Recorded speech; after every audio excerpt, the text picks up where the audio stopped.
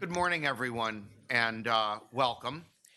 It's 9:30. Welcome to this meeting of Tampa Bay Water's Board of Directors for November 18th, 2024.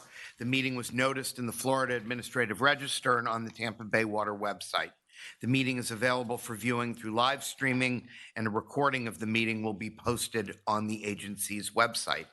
At this time, I would like to ask our Vice Chair, Lizette Hanowitz, to lead us in the Pledge of Allegiance. I pledge allegiance to the flag of the United States of America and to the republic for which it stands, one nation, under God, indivisible, with liberty and justice for all. We have a roll call, please. Commissioner Cohen? Here. Councilmember Hanowitz? Here. Mayor Davis? Here. Commissioner Eggers? Commissioner Mariano? Here. Councilman Miranda? Here. Commissioner Oakley? Here. Commissioner Scott? Here. Commissioner Wustel? Here. Mr. Chair, we have a quorum. Thank you very much. And just for the record, please note that Commissioner Eggers regrets that he will not be able to be in attendance for today's meeting. Let me go ahead and open our regular meeting now and ask if there are any changes to the agenda. Okay. Seeing none, we are going to move to public comment. We have two people who have signed up this morning for public comment. They have 3 minutes each. The first is David Ballard Geddes, Jr.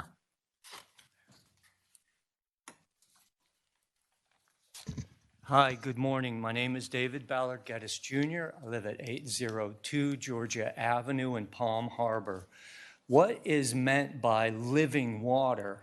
What constitutes living water? Is reclaimed water considered to be living water? Is the injecting of reclaimed water into the groundwater creating a living water supply? Is the total organic compounds or inorganic elements in the water considered to be a living water supply? Has anyone been over to Wall Springs Park lately and noticed the water upwelling from Wall Springs Park? I would not consider the water upwelling at Wall Springs to be a safe drinking water supply. Should we ask the Sumerian woman what she thinks? The Constitution states to capture both the land and the water in Article 1, Section 8, Clause 11, taking liberty, property, and life in its capture process in the so-called birthing of water jurisdictions under the 14th Amendment, seen as a ship of war assailed from Article 1, Section 10. When George Washington in his farewell address states to indirectly undermine that which cannot be directly overthrown, has he assailed his nature to undermine the water supply and with it destroy all ages and conditions, destroying the standing of Jesus Christ himself claimed as due in such capture process? The Declaration of Independence clearly states such savage nature is here to absolutely destroy all ages and conditions. It declares a long train of usurpations to complete perfidy and works of death, declaring to eat us out of our subsistence, deaf to the voice of justice and consequentity as declared. Does the spraying of aquatic herbicides in every lake, wetland, and river and drainage ditch turn our water into wine? Does it turn our water into living water? In some regards, our water may look like sangria, but it's beginning to taste like something else. Thank you. Thank you. Mark Klutho.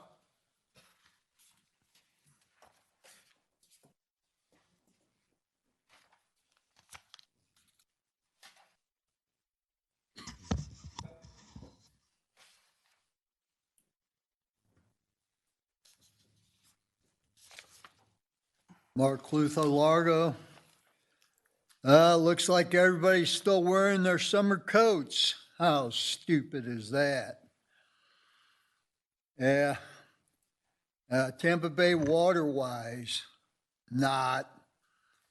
And then you have this feasibility study for new groundwater sources. Yeah, right. And needed tree trimming. I look at the things mutilated out there. Those shrubberies and the kuntis. Ha, it's needed, right. And then here, activists seek urgency in the PFA's rules. Some worry about potential rollbacks in monitoring and regulation under Trump. You know, the forever poisons? Yeah. People are going to be so sorry when that idiot gets in power. It's going to be a bad day. And then look at this headline here. Science can't keep up with the warming planet. You see the graph? Yeah. Most months since June 2023 have broken heat records. Last year was much hotter than predicted. Well, they keep getting it wrong. Imagine that. And you know what the problem is? I look at all the gas hogs that the board members are driving out there. Yeah, and then you have those lights shining on the wall out here in the lobby. And this is supposed to be a daylit building. How stupid is that? Oh, man. Milton's mayhem. As sea levels rise, Florida's iconic deer face an uncertain future. More hurricanes are slamming the Gulf Coast. Is this the new normal? You better believe it. An outside assessment of Hillsborough's flooding is a good idea. Oh, yeah. Hurricane Milton is terrifying and it's just the start. Rising seas threaten Florida's most precious resource, water. Well, you people, you're the cause. Cause and effect, the correlation. You stupid morons. You're bringing it all on. Thank you. What a shame. Oh, thank you. Thank you. All righty. We are going to move on now to our consent agenda. Are there any items to be pulled from consent? A9, A9? please. Move approval with the exception of A9. Second. Okay, we have a motion and a second.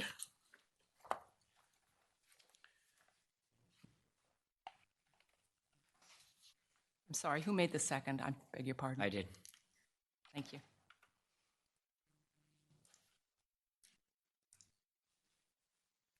Okay, please record your vote.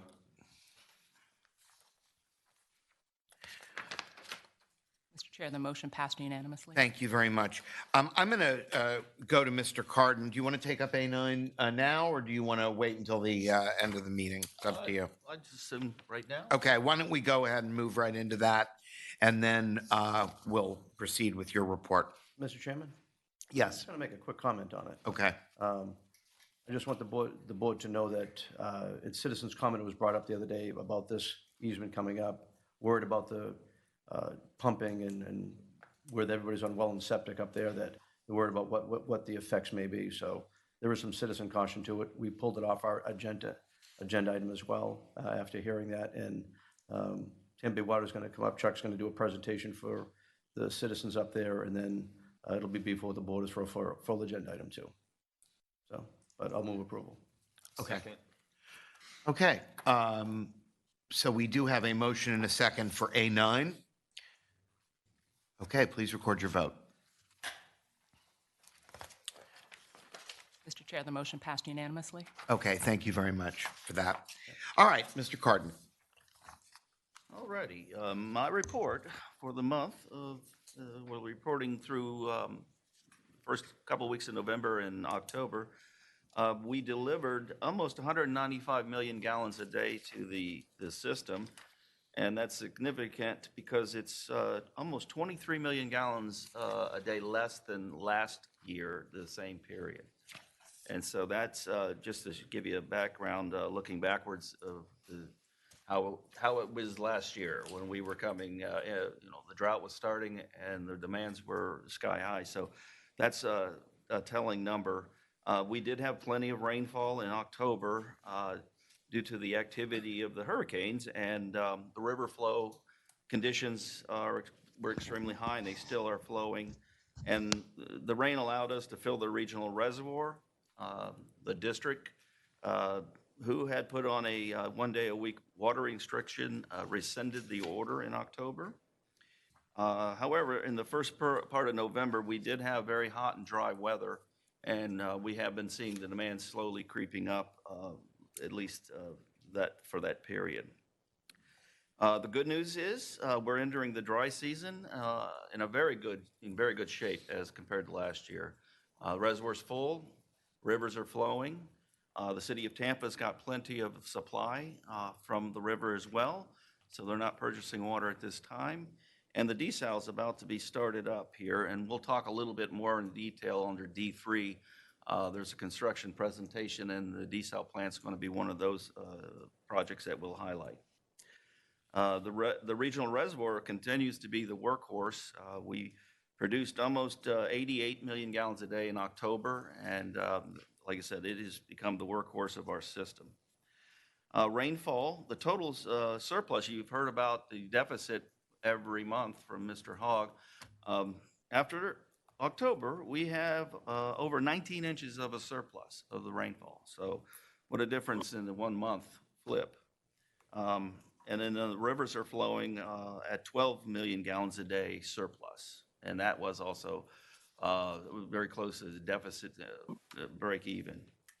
And down south, Hillsborough County, we continue to coordinate our activities with the county staff under demand management activities. The good news, the 12-month running average for the South Central Hillsborough Regional Well Field in October was 24.51 million gallons a day. And that's significant because the permit limit is 24.95 million gallons a day. And so we're under the permit. And what I would tell you, it's going to be hovering around that 24.95, 25 for a little bit longer as we go through next year, and we continue to bring on some new supplies. Lastly, I just wanted to let you know we're working to acquire different permit quantities in that area where we'll be transferring the permits from private landowners, private permittees, and we would either put the extra water, the new water, under the South Central Hillsborough well field, or maybe the potential future South Hillsborough well field, South Hillsborough well field that we continue to talk to the county about. You'll hear more about that under item C3 from Mr. Hogg. Also, the Government Finance Officers Association awarded the agency a certificate of achievement for excellence in the financial reporting for the fiscal year 2023, and that was for the annual comprehensive financial report. And so I'm told that's the 8th year in a row that we've received that certificate from that association. I'd like to show you some slides of what we've been doing over the last month. There's a picture of me and Mr. Baird from the city of Tampa. We won't stay on this long because I don't want to be on there forever, but I was at the city council about 2 or 3 weeks ago, and I presented what was happening here at Tampa Bay Water, how we did during the hurricanes and the recovery, and I was well received very graciously, and I want to thank the city of Tampa. I am making the rounds. My next stop will be at the city of St. Petersburg on Thursday afternoon. They're going to have a quiet meeting on Thursday, so I figured. Nothing happening. Also in October, you see 3 different slides. We participated upper left. That's at Short Crest Preparatory School. And then it was a Steam Fest activity. And then on the top right, that's Keep Tampa Bay Beautiful, Hollow Clean event. And then on the bottom, you see Mr. Hogg. He's making opening remarks at the Florida Aquarium's From Drops to Drink, Protecting Tampa Bay's Drinking Water Teacher Workshop. And we're not done. We also received the Conservation Champion Award from Keep Tampa Bay Beautiful. We funded the environmental education program for this for more than a decade, and helping to keep Tampa Bay beautiful. We help educate students and our community on the environmental stewardship. We also, you see a local student received a scholarship in Tampa Bay Water's name as part of the award. And to complete it, Professor Cohen took his USF students on a tour of our surface water treatment plant and the reservoir. And so we got a close-up look at the reservoir, and he certified that it is full. Trust but verify. Yes, it was really an excellent visit, and we appreciated it very much. Are there any questions for the general manager? All right, we are going to move on then to item B2, which is our 2025 legislative program goals and priorities. And I believe that we have perhaps some people joining us electronically as well, right? Yes, sir. Good morning, Chairman, members of the board. My name is Brant Bartlett. I'm the Government Affairs Program Manager here at Tampa Bay Water.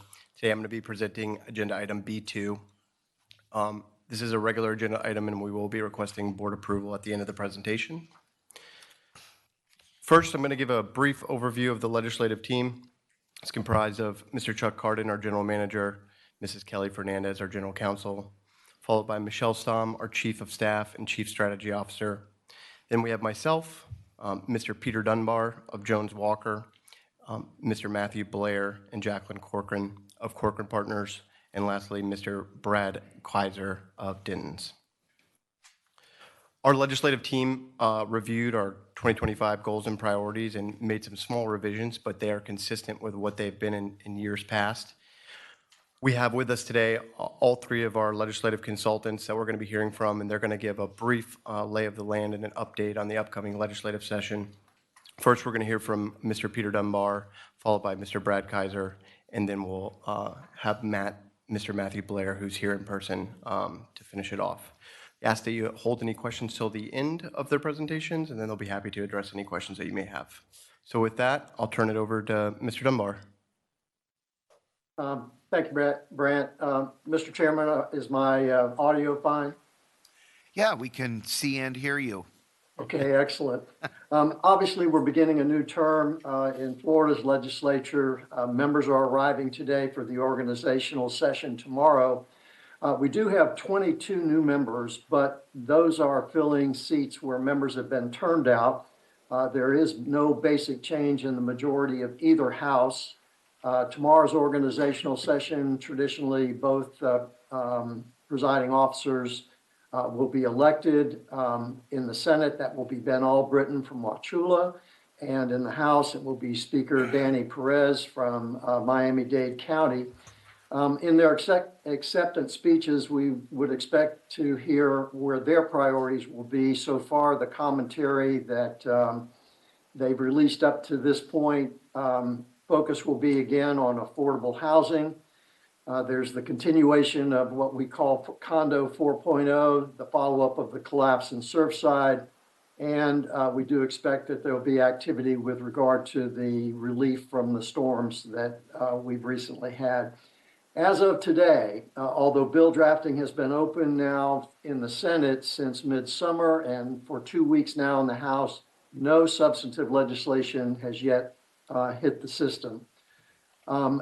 Both houses have announced their initial interim committee hearings, and that's when I think we will begin to see substantive topics.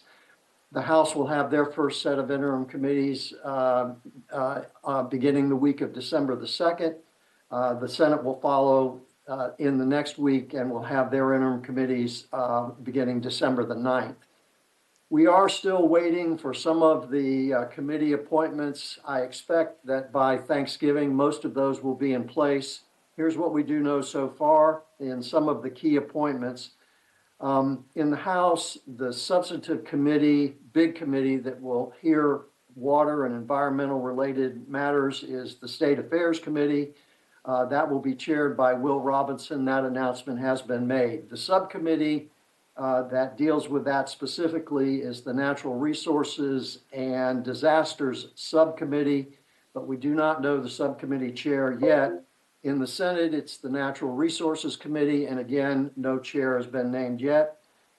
We do know who the appropriations chairs are. I'm sure Matthew will deal with that in a bit more detail shortly, but in the House, it will be Representative McClure, and in the Senate, it will be our own Senator Ed Hooper. So with that, Mr. Chairman, I'll turn it over to Brad and let him do it. I will say, by the way, and Brad may be able to comment on this a little more, we still have a little bit of disruption over what appears now to be two special elections in the congressional seat and what's going to happen if Senator Rubio becomes the Secretary of State. So there is a little bit of background on that. But Brad, I turn it over to you, my man.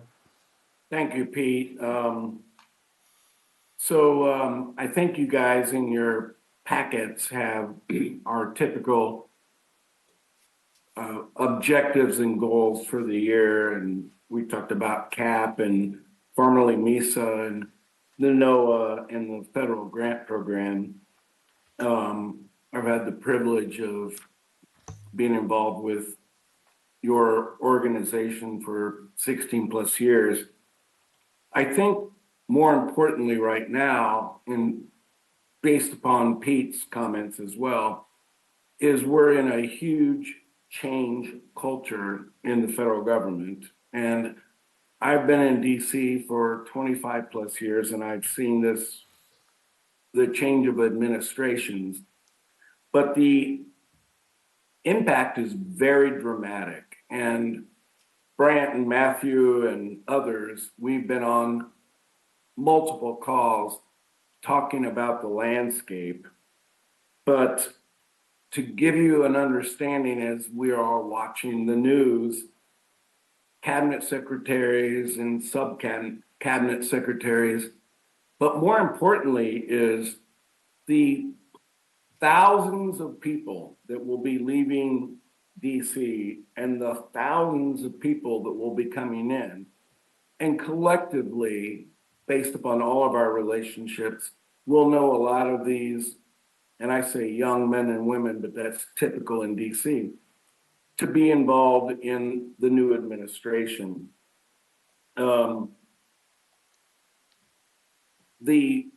We all learned in watching the news, the Senate and the House both are going to be Republican controlled. And certainly the new president-elect is doing a very quick nomination process. But until we know the change of landscape, we'll have to figure this out. The more important thing for Tampa Bay Water is funding. And they are going to make funding cuts, and they are going to plus up certain funding accounts. And so that's yet to be seen. And again, Brant and Matthew and others, we've had multiple conversations about this. The federal budget, which is supposed to be approved by October 1, was put on a continuing resolution, which means spending levels are the same until December 20th. That's what our bipartisan team in DC is looking at. But there is widespread, not rumor, I think it's pretty accurate, that rather than go what they through what they call an omnibus bill, is that where they just pass and then you think the new administration will come in and start the new budget process. They're punting that until March. And so I think that's after the inauguration and after, committees, assignments and everything else.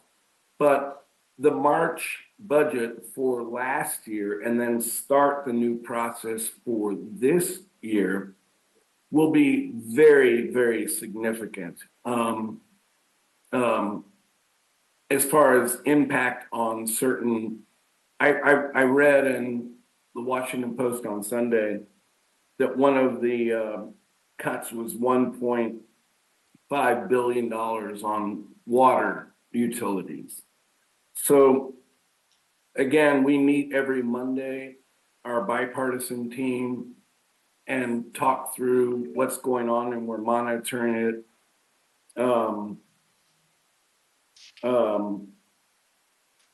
And then, of course, talking to the DC team regularly, et cetera. So, as I've told Brant, we're in a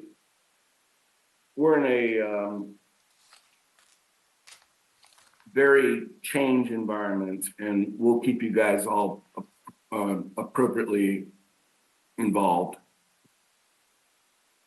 Thank you, Brad. Lastly, we have Mr. Matthew Blair. All right, Matthew Blair with Corcoran Partners, and thank you for the time. I know that you've heard now from two of us already, and so I'll try to be brief. However, as Pete mentioned, there is some flux related to the legislature only driven by some of the administration choices in Tallahassee. There's likely to be special elections for 2 congressional seats, and there will be a change in the U.S. Senate seat as well. The governor will have the opportunity to pick that, and that likely could cause some adjustment from an elected official perspective in those particular areas, certainly in Jacksonville and in Pensacola as relates to representation. Timing-wise, Pete mentioned that session is getting ready to start. Session will start in March. We're already working with your team on what funding requests will be placed before the legislature this year. There are committee meetings in December, 2 weeks, 2 weeks in January, 3 weeks in February, and then the start of session. The legislature and the legislative leadership, just for a bit of context, during COVID and immediately following COVID, there were about $2.5 billion a year in member projects allocated and spent by the legislature. And last year, the legislature decided they needed to trim that, and so that came to right at $1 billion that was member project related. We expect the legislature to move that number downward again this year, and so we expect a very, very competitive funding request process this year. Interestingly, going into session last year, members had requested just over $7.5 billion in member projects. Obviously, that was trimmed to just over $1 billion, and so again, we expect a competitive process. The governor, at the end of the legislative process this year, as you all recall, made some choices policy-wise relative to transportation trust funds and also relative to water funding. And a significant number of projects that were vetoed came from those 2 buckets. And so Tampa Bay Water is pursuing through a grant program opportunity as well, funds through DEP. That's not on a normal funding request cycle. That doesn't go before the legislature. That means that it's a competitive process through DEP, and we're far along in that process, seeking funding for one of the projects that we sought funding for in the appropriations process during session. At a federal level, I would say I would add and echo a bit of what Brad shared. We expect fairly significant changes as the transition between administrations occurs. We expect that to have impact from a regulatory perspective. We expect that to have impact from a budgetary perspective and how the budget is handled. Federally, we will pursue on behalf of you with your staff's approval and with you as a board's approval, funding requests through members of Congress that represent this area, if they're so willing. That process will open probably in the March-ish timeframe. There's not a hard and fast deadline, but it's in that timeframe. And it'll be around the guidelines that the House Appropriations Chair designates. And of course, all of that is a bit in flux until the new Congress is seated in January. We do expect an aggressive set of actions out of the administration, the new administration. And so the good news is we as a firm and your team is close to folks in both parties and certainly in the new administration.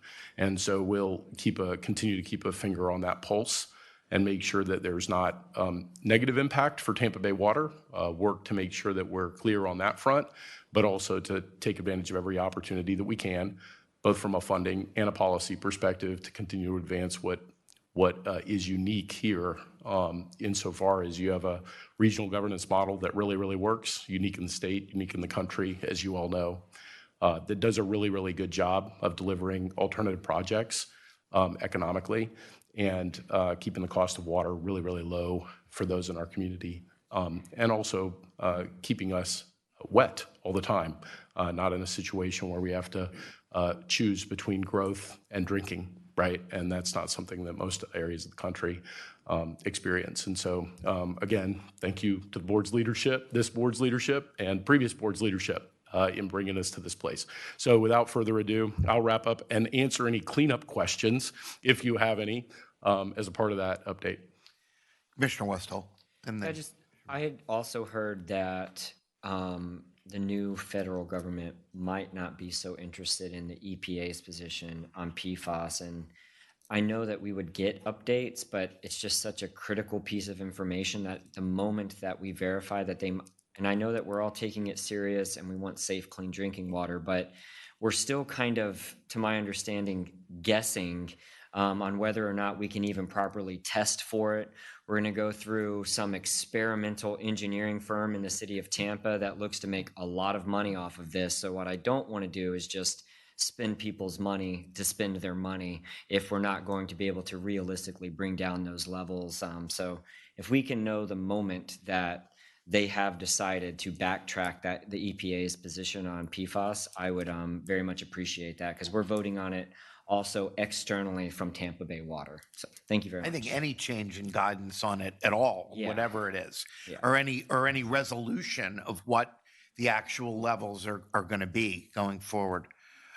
Commissioner Mariano. Thank you. Matthew, did I hear something about you maybe going to DC? I'm not going to DC. Not going to DC? As a firm, we've had a little bit of a DC practice for about a year and a half. But so I'm headed to DC this afternoon, yes. But my brother is part of the new administration, so he'll be there. Okay, very good. Congratulations. Congrats. Thank you. A couple of years ago, we worked with, on Tampa Bay Regional Planning Council, worked with the estuary program to get $8.5 million to treat water going into the bay, baffle boxes, other treatments. We had our first agenda item come up this meeting. We have a special meeting coming up with a full presentation in front of the electeds, hopefully, to make a decision on it. It's a big step forward to try to help the bay. I want to say 20 years ago when I first got elected, I started looking at the Howard Current plant, how they improved it with the advanced wastewater, which is great, but all that water is still going into the bay with a nitrogen load.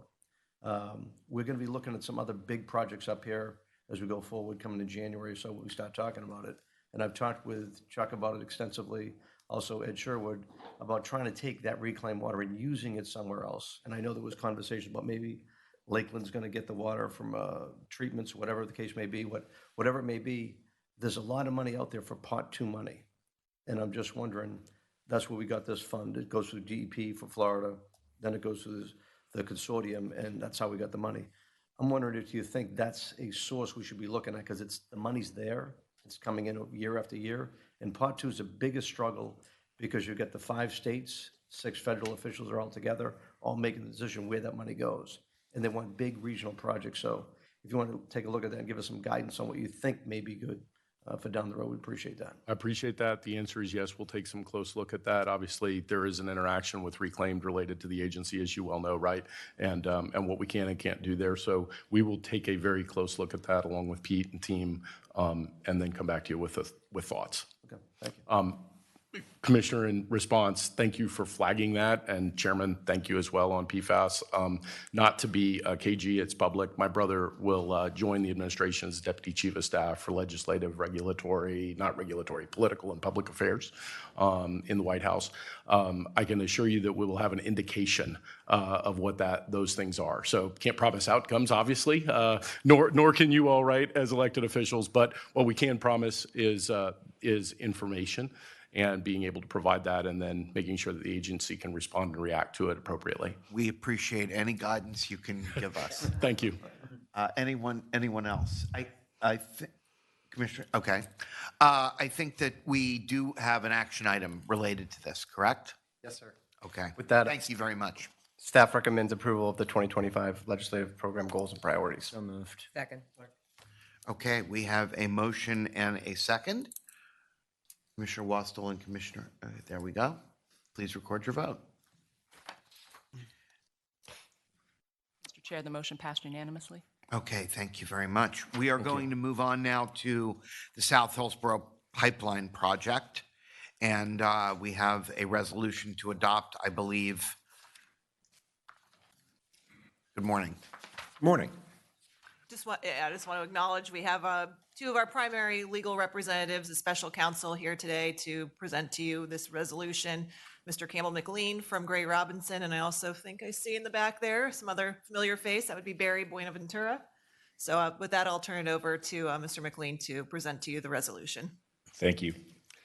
Good morning. The South Hillsborough Pipeline Project team is continuing to work on property acquisition and to work with property owners to get negotiated settlements for the project. And while that good work continues, there is already a handful of parcels which the team believes are unlikely to result in an arm's length transaction.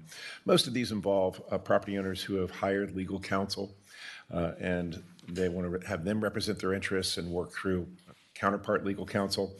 Accordingly, it's time to advance those particular parcels to the next phase in the acquisition process. So today, as the board's special counsel for eminent domain, I'm here to present Tampa Bay Water's first proposed eminent domain resolution for the South Hillsborough Pipeline Project. Going forward, it is staff's intent to place these resolutions on the board's consent agenda unless otherwise directed. But seeing as how it has been some time since this board has last approved a resolution for eminent domain, we thought it would be appropriate for this first one to put it before you and see if you had any questions or concerns. Now, the resolution itself authorizes the condemnation of 25 parcels, all of which are easements. As additional parcels are identified for eminent domain, they will be bundled and submitted in a series of future resolutions. All of those resolutions will be identical to the one presented today, with the exceptions of the parcels themselves. Now, if approved, the South Hillsborough, the SHP team, will prepare and send the required statutory information and offer, and will continue to negotiate in good faith with the owners and their legal counsel. However, if an agreement still cannot be reached, we will begin the condemnation process. Now, by law, that cannot happen until at least 30 days after the statutory information is received by the property owner. With regard to the eminent domain process itself, it generally takes around 90 days from the date you file the lawsuit to the date you have an order of taking hearing. You then have another 20 days to make your deposit. However, that's dependent on the court's availability. So I've been telling clients lately it could be 90 days to even 6 months, depending on scheduling and availability. So we are looking at this point to be able to start filing lawsuits on this first batch sometime around January 1st. And then we would expect to be able to actually have an order of taking hearing and possession of those parcels sometime in the August to June timeframe. Now, the resolution itself is entirely standard. Most of you who have, in your own jurisdictions, who have authorized eminent domain previously, this is pretty much what you would see in any locality. It essentially finds that the SHP project is for a public purpose and the parcels identified are necessary for the project. It then authorizes the institution of eminent domain proceedings pursuant to Chapter 73 and the use of the quick take process under Chapter 74. Accordingly, I'm requesting this board's approval of Resolution 2025-02 and would take any questions you might have.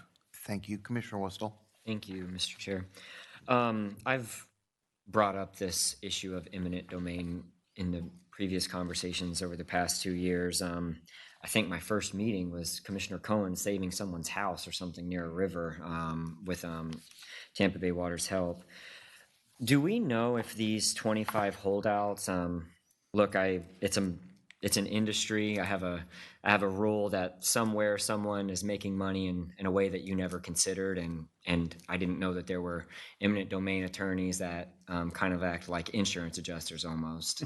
Do we know if this is going to halt any serious progression on the pipeline, these 25 parcels, or are we just not to a point where it's going to affect us?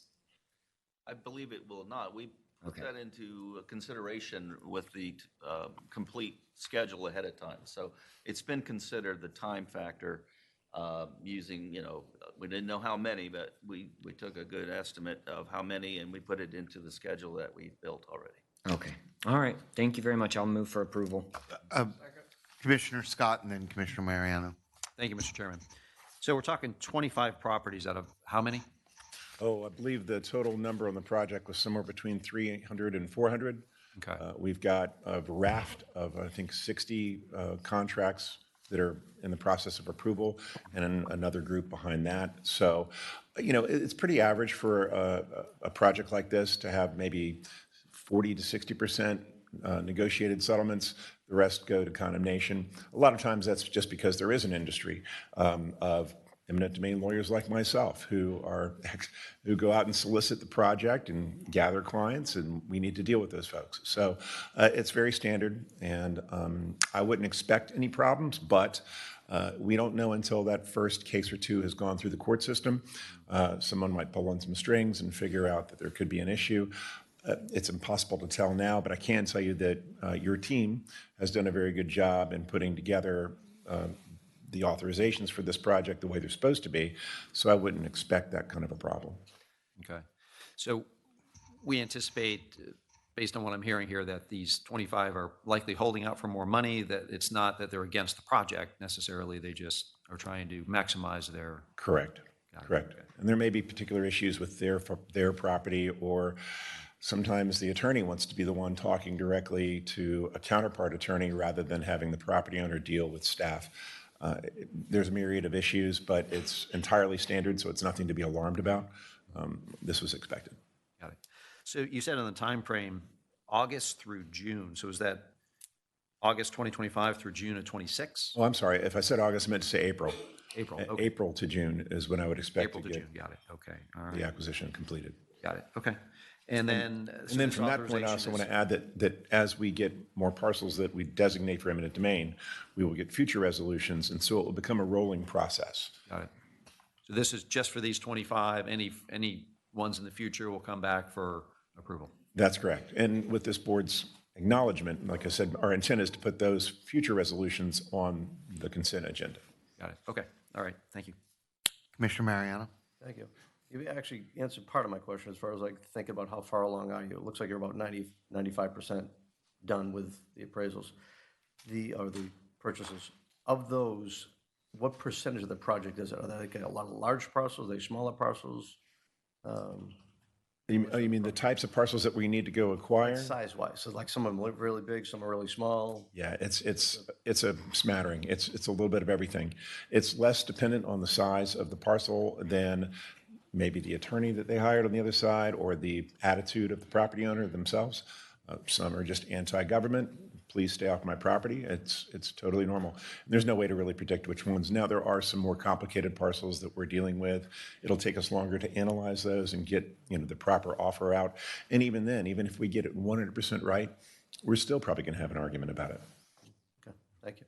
And a lot of these are easements too, right? They're all they're easements, not, that's right. they're not necessarily huge stake.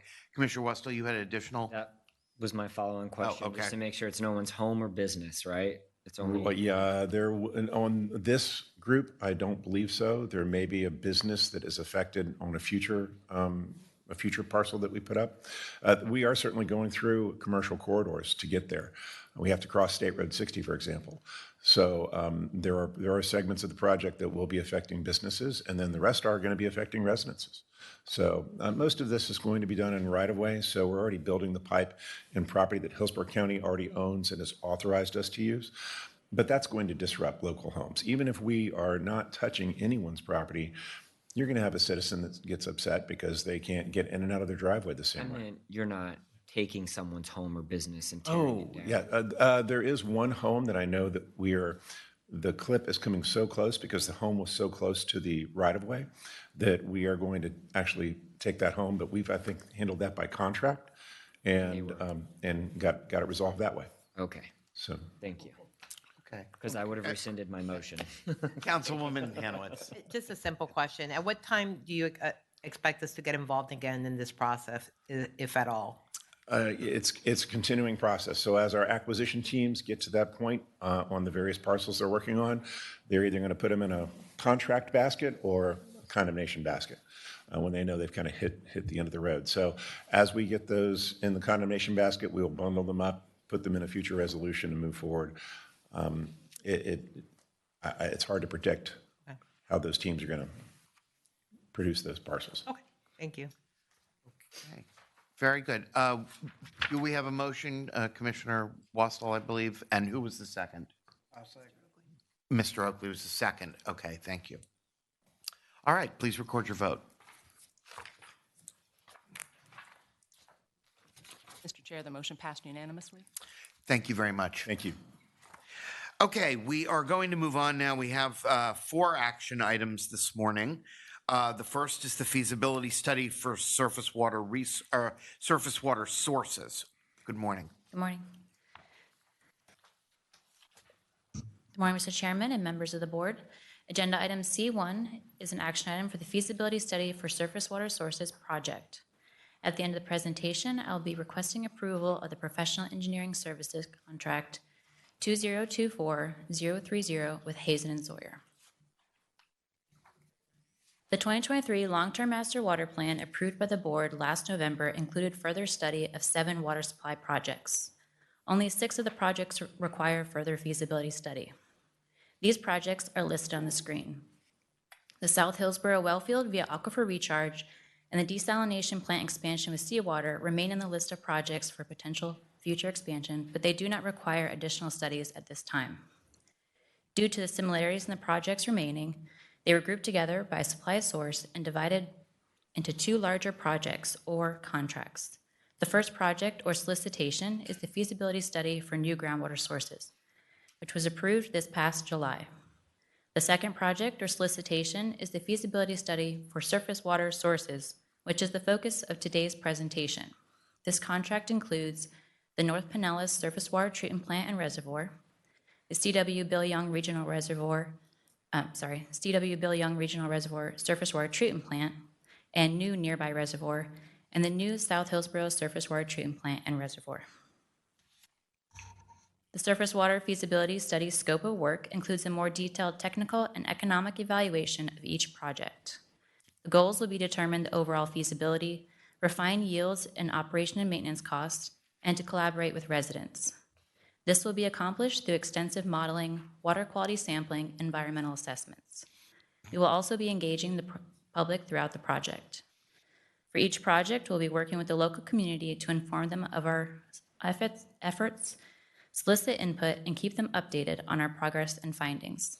We'll do this through a number of means, including direct mail, community meetings, web content, and more. Staff conducted a selection for professional engineering services in accordance with the State of Florida's Consultants Competitive Negotiations Act, or CCNA. A pre-proposal conference was held in late July with 6 participating firms in attendance. Tampa Bay Water received 1 timely and responsive proposal from Hazen and Sawyer. Tampa Bay Water staff reached out to attendees from the pre-proposal meeting, and other plan holders determined why no other participants submitted proposals. The contacted firms provided several reasons, including the project was outside of their scope or area of expertise, project was too large for their firm, and preferred to perform as a subconsultant. The selection committee for this solicitation, comprised of Tampa Bay Water technical staff, determined Hazen and Sawyer to be qualified. Staff requests the board to approve the negotiated contract with the top-ranked firm, Hazen and Sawyer, under contract number 2024030. With that, I'd be happy to take any questions. Move for approval. Second. Yes, Commissioner, there was a couple questions, Commissioner Scott and Commissioner Mariano. Okay, yeah, thank you, Mr. Chairman. Does the feasibility study for North Pinellas Water Treatment Plant and Reservoir, does that include studying Lake Tarpon as a potential water source? Yes, sir. It does. Okay, thank you. And Commissioner Mariano. And as far as, I know Commissioner Oakley's been working very hard out in Zephyr Hills in Dade City, trying to deal with water. There's been so much water out there. It was talked about us working with the Army Corps of Engineers to try to find out how to get that water to, let's say, the Hillsborough River or somewhere else where it can get out of that area. It could be taking a canal. Is that going to be part of this as well? And, I'm sorry, can you repeat that? In scope. We're looking at trying to get water out of flooded areas right now and for long-term benefits in case we need it. And I'm thinking that if we can incorporate taking a look at that in Dade City, Zephyr Hills with this water, to try to get it into the flow of the, say, the Hillsborough River or wherever to do it, or even create a reservoir along that way. Right now, sorry. Right now, that's not explicitly stated in the scope, but it's something that we could look at. I'd like to see that added to it. I'd like to also take a look at, again, that Howard Carbon plant we talked about, trying to look at an alternative water source to replenish, let's say, the Crossbar Ranch.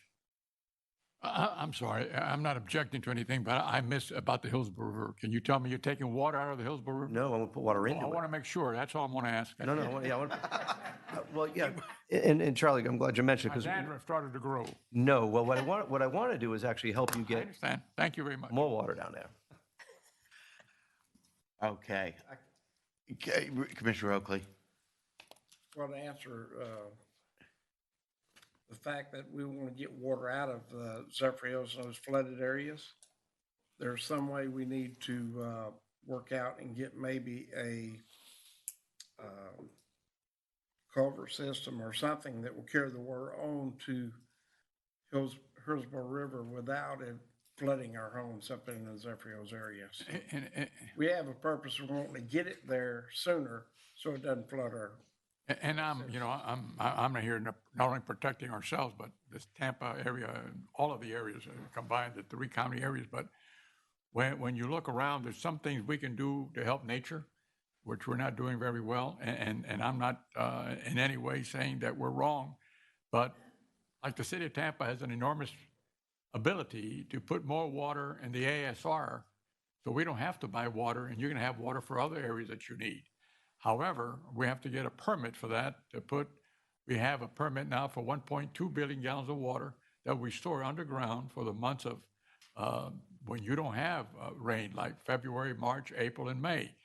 However, we could do much more than that and pump it down twice the amount, but that's a different story for a different day, and I'm not going there now. I'm just saying that that's a possibility. If all the member governments want to think that way, that's fine. We're willing to do something not only to help our region, but to help the whole region in effect.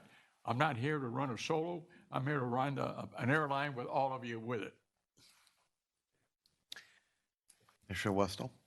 Thank you. And I love good analogies, so thank you for that, Councilman. Because the issue has come up, I guess I'll ask Mr. Hogg. As you know, Hillsborough County was devastated from downstream flooding that occurred because we are downstream from all of the jurisdictions around us. So when we look at these different scopes of work and putting more water into the river and changing, I guess, the trajectory of where the water is going, do we take into consideration or look at, hey, we just had really bad flooding in areas that were way outside of flood zones, and now we want to put more water into this river? Do they at least look at it and make sure, hey, we don't believe that this would have a meaningful impact? Or do they just say it's this many gallons of water it's currently at, and it's going to increase it by X, but we don't really know?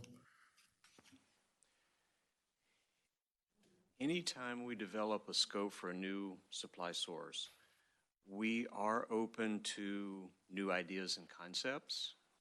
That's what we want to evaluate. Is there ways to make these projects more beneficial for water supply? We have to keep in mind that we are allowed to spend our money on water supply, not flood relief. But is there a way to see if that would be helpful, if we could do both? It's possible. We realize, though, that flooding at the magnitude that we saw this summer is a very rare occurrence. So we would have to look at if there is a possible solution or a nexus of concepts. Is it cost effective to spend X amount of dollars for a benefit that would come once every so often? So we can look at those questions as we go into a new project. Yeah, and I'm not looking for relief of flooding. That's not my concern. It's just, do we just consider it as a variable when we're considering redirecting water that, hey, how might this impact them in other ways other than just providing more water? When we look at any surface water project, we do have to consider the whole basin. So I think that may be your question. Okay. Is it just water supply, or does it have secondary benefits? If there are secondary benefits, that's great. Perfect. Thank you. Commissioner Mariano. So to go to that point, I think it's a really good point as far as, because we don't want to flood downstream, but water's going to flow where it's supposed to go that way. This was an extreme summer, but I will tell you, Zephyr Hills, all summer long has been underwater. The roads are closed here and there and everywhere, so that's a difficult thing. And try to pump the water from one area to the other area, you had to wait to one level down so you didn't flood the other people out. It's been a very, very difficult situation. But as a gentleman who was actually worked for Disney for 30 years, come up to said, look, if you look at Disney World in Orlando, middle of a swamp, do you ever see them flooded? There's ways to make it work. And I think what we can do, if we look at the tremendous success with the reservoir, right? That water was able to take a lot of rainwater and fill up so quickly. I think if we can find something where we can get the water from the Zephyr Hills area, even around it that may flood out, you can get that area somewhere above the Hillsborough River. You can put a reservoir there if it works, hold the water when you need it, but if you do need it later on, you can let it release. So it's kind of like a retention area, but at the same time could be a good surface water. If we needed it, you'd have it. I'd like to see that into the scope. And I don't care if we need to bring it back for an addendum, Chuck, if you can't add it now, but I don't mind looking at it later, get started with this here, but I think it's something that we can bring back later to add. I'm okay with it. Yes, sir. Okay, Chuck, you have that? Yes, I do. Okay, I think if there's no more discussion, we'll go forward with the motion and recognizing that it may require an addendum at some point in the future. Excuse me, there it is. Mayor Davis and Commissioner Wastel, please record your vote. Mr. Chair, the motion passed unanimously. Thank you. Thank you very much. Okay, our next item, number C2, is the surface water treatment plant expansion. Ms. Medina, good morning. Hey, good morning. Good morning, Mr. Chairman and members of the board. Agenda item C2 is an action item for the surface water treatment plant expansion project.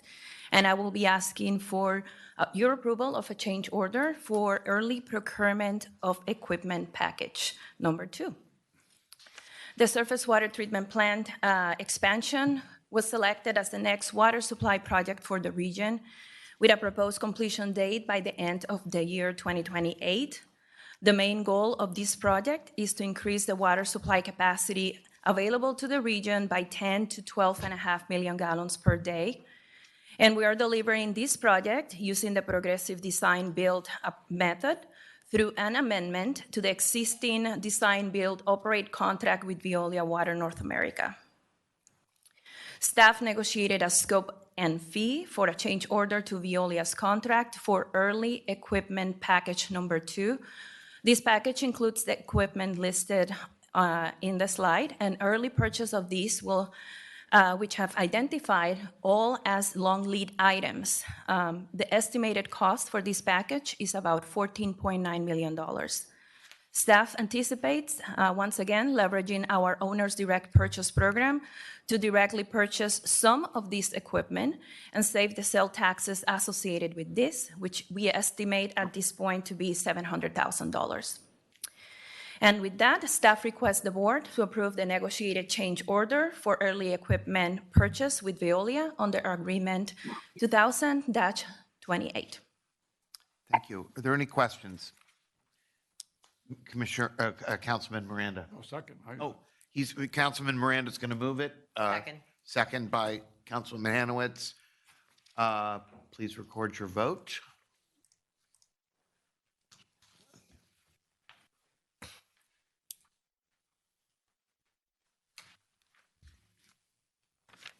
Mr. Chair, the motion passed unanimously. Okay, thank you very much. We are going to move on now to item C3, presented by Mr. Hogg, South Hillsborough County Water Supply Agreement for Payment and Water Right Transfer between Tampa Electric Company and Tampa Bay Water. Good morning. again. Good morning, Mr. Chairman, members of the board.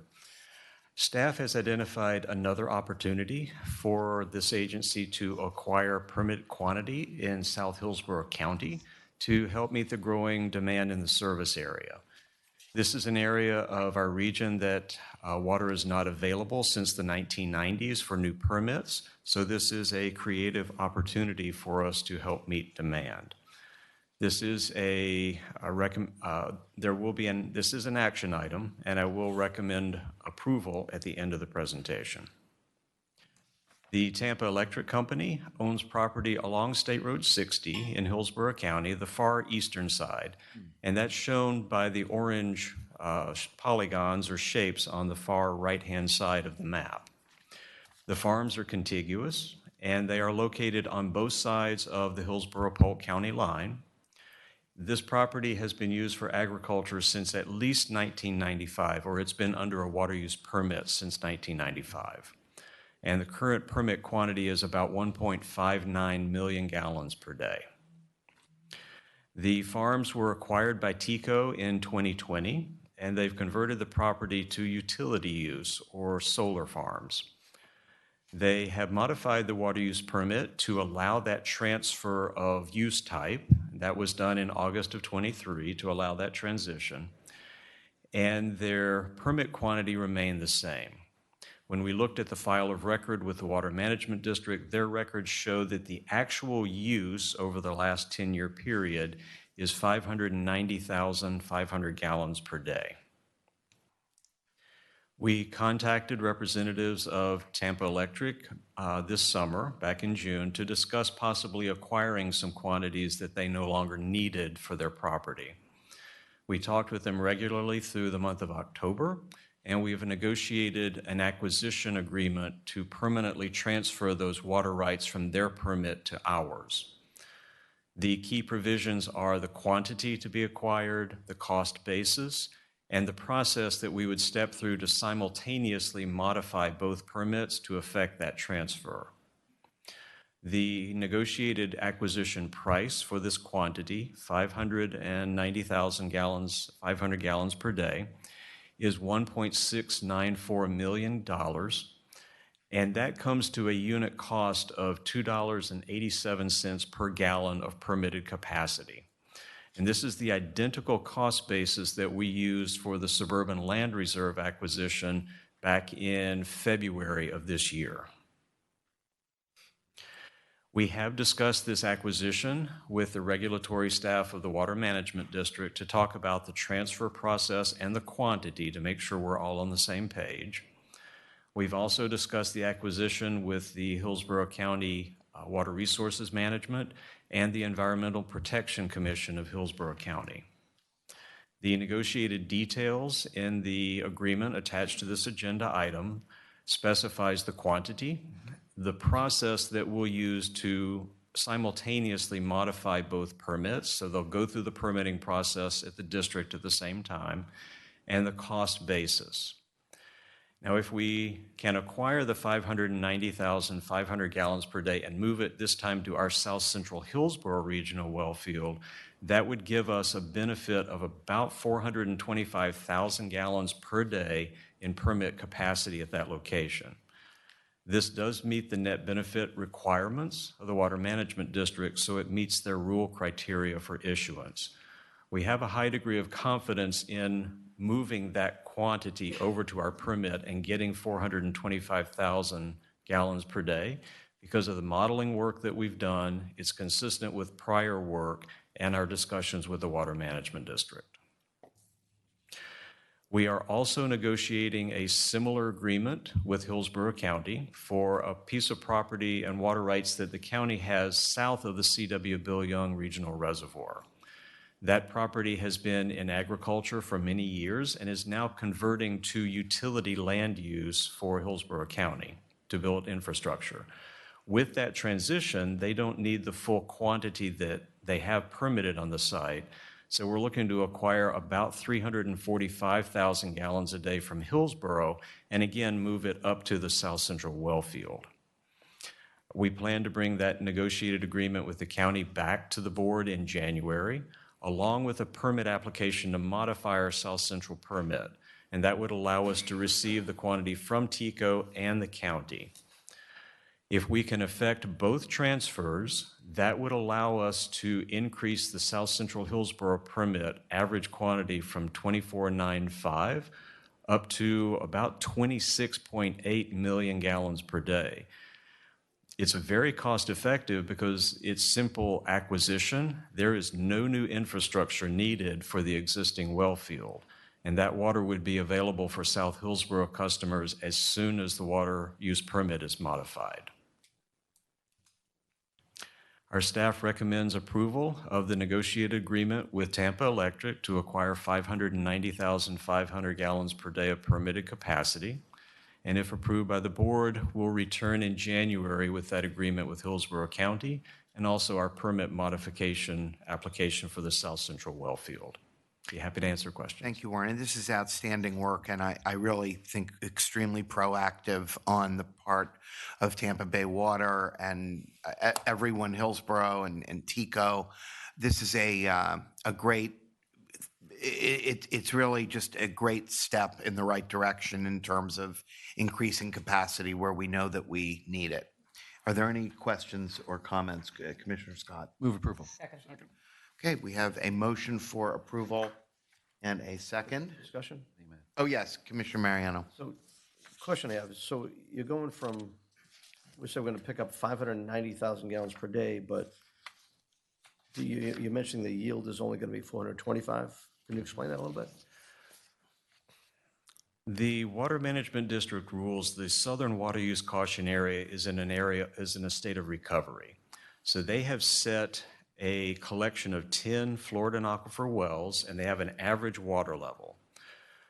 You cannot negatively impact that water level. You can only make it go up. So for the TECO case, we're taking water from a farm that's further to the east, and we're moving it closer to that area of impact. That's why the quantity goes down. You have to decrease the impact to that most impacted area. And with this transfer, you not only have to decrease the impact by 10% and give that back to the environment. So with every transaction, the Florida aquifer levels come up a little bit at a time. So this will promote recovery of the water levels in South County, even though it's a diminishment of what we pick up and move. Shouldn't that be reflected in the $2.87 a gallon price?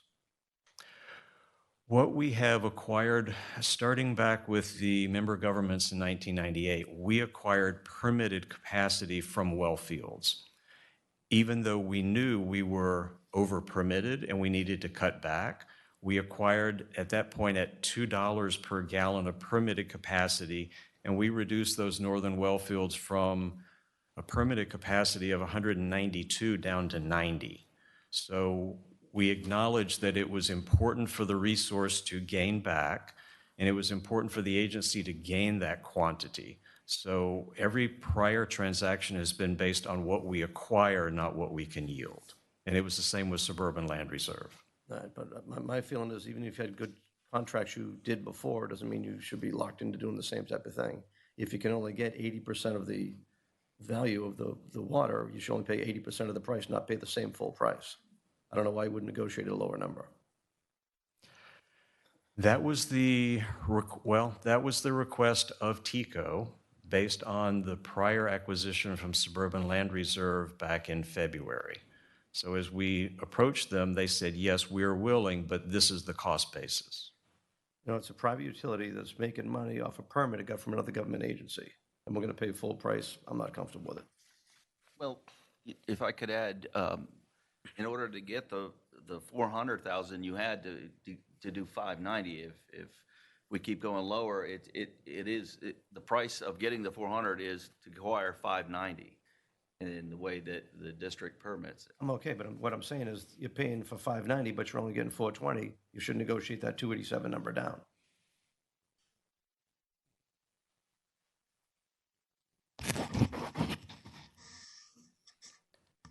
Are there any other comments, Commissioner Westall? Right now, the permit hasn't been used in 4 years. Is that correct? So there's just been no use of that water well? The wells on that property have been used. We look back over a 10-year window to find the highest average 3 months of use, and that is the 590,500 gallons per day. They don't need the higher quantities for solar. That was for agriculture when it was on property. But within the district's process window of 10 years, that's the quantity that's been actually used. So TECO's continue to use it despite them converting it to a solar farm? They are using lesser quantities. By acquiring 590,500, it still leaves 1 million gallons per day on their permit, which is sufficient or more than sufficient for what they need for the property and solar. And so the reason that it was negotiated this way is because, is it a state law that it's negotiated this way, that we have to pay, well, we have to buy the whole amount, but of that amount, we are obligated to give back that 10% no matter what? Is that a state law? That is a water management district rule that if you pick up a quantity from one permit and transfer it to another, you have to give 10% of the impact back to the environment to help the water use caution area water levels recover. That is a state rule of the Water Management District. Okay. Commissioner Scott. Thank you, Mr. Chairman. So is there any opportunity in the future, if there was an emergency situation or we needed the full 590,000 gallons, is there any scenario in which we would have access to it? For the quantity that's remaining on the TECO permit? Right. We are acquiring what they've actually used. That leaves them 1 million gallons a day. Now, if in the future they use 500,000 gallons a day on average, and then they no longer need that, we could acquire that from them at a later time under a different agreement. So it leaves them sufficient water on the property. If they use it for a while and no longer need it, we could entertain another agreement with them. Okay. That would be a separate action later. But the 590 versus what you said, the 420, based on this particular one right here that we're talking about, we would never have access to that full 590. That is correct. With the transfer under the Water Management District rules, that goes back to the environment and is no longer available for public supply or agriculture use. Okay, and this is a one-time, it's a one-time cost. That's correct. We write the check and we have access to that water in perpetuity. Once we go through the permit process, both permits are issued, we have right to that water in perpetuity. Okay. Until our permit renews for South Central, and then we'll go through the renewal process to maintain it. Okay, thank you. Commissioner Oakley. Warren, in this process, we don't have to do anything for us adding any, because we're moving it to a well field, draw it.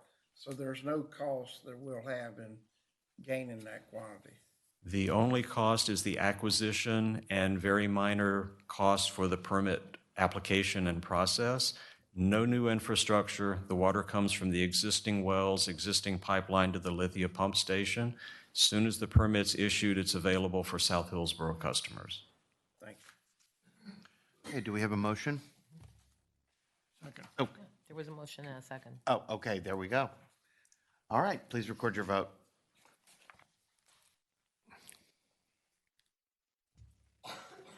Mr. Chair, the motion passed 7-1. Okay, thank you very much. We are going to move on now to item C4, which is Cypress Creek Pump Station Variable Frequency Drives Project. Yes, thank you, sir. Item C4 is to recommend approval of a construction contract, as you stated, at the Cypress Creek Pump Station. There's various variable frequency drives that are going to be replaced or upgraded in this capital improvement project that we sent out to bids recently. I believe we got 4 very good bids. The lowest responsible bid was from Electrical Engineering Enterprises, and it was below the engineer's estimate. That is also the basis of the budget. So very good news. The 4 of them were real close together in proximity, but the bid we're recommending is lower than the estimate that we had in the CIP. So that's good news. All right, any questions or comments, or can we have a motion on item number C4? Second. I believe Councilman Miranda, seconded by Commissioner Mariano. There we go. Please record your vote.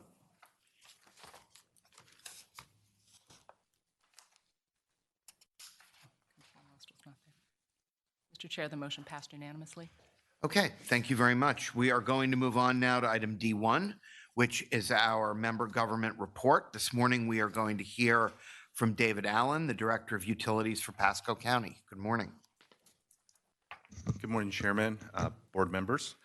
Yeah, it's that time of year again where we're going through our annual member government updates. And what I'll be doing this morning is just giving you a brief overview of where we're at with the Pasco County utility system, talking about some of the water quality challenges that we have. We're seeing continued growth in Pasco County, and so I want to touch upon at the end of the presentation some of the key capital projects that we have going on in Pasco County, and then close it out with some of the broader initiatives that we're pursuing at the county level. So Pasco County Utilities is not the sole provider of the utility system in Pasco County. We have about a dozen other utility providers in our county.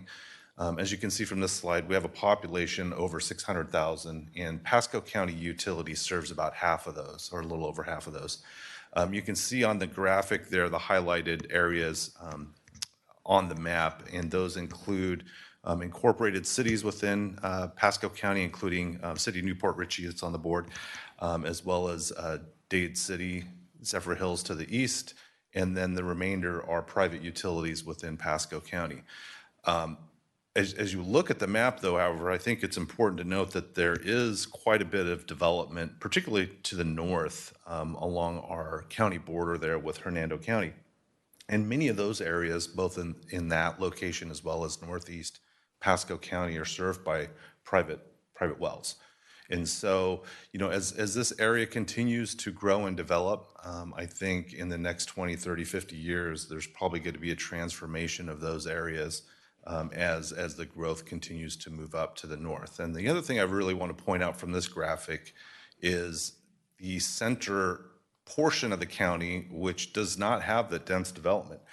Those areas are essentially protected either as part of the regional well fields that we have, both Cypress Creek, Crossbar, and Starkey well fields, as well as the nature preserves in those areas. So those areas are going to be protected for open space and you know, passive recreational uses moving forward.